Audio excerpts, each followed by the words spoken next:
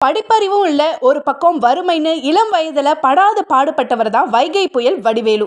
இவரை தமிழ் சினிமாவுக்கு அறிமுகப்படுத்தின பெருமை நடிகர் ராஜ்கிரனுக்கு தான் போய் சேரும்.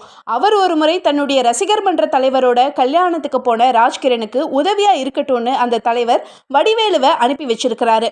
ராஜ்கிரனை பார்க்க பல ரசிகர்கள் ஏங்கும் போது அவர் கூடவே இருக்கிற வாய்ப்பு கிடைச்சா கசக்குமா என்ன?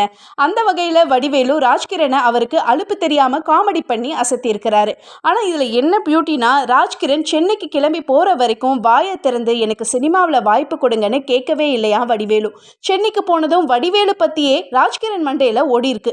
அந்த டைம் பார்த்து கஸ்தூரி ராஜா டைரக்ஷன்ல ராஜ்கிரண் தயாரிச்சு நடிச்ச படமான என் ராசாவின் மனசிலே படத்துல நடிக்க வாய்ப்பு கொடுத்து அழகு பார்த்தாரு ராஜ்கிரண். அதை தொடர்ந்து மறைந்த கேப்டன் விஜயகாந்த் கை கொடுத்து தூக்கிவிட கோடிகள்ல சம்பளம் வாங்குற காமெடியனா மாறி போனாரு வடிவேலு.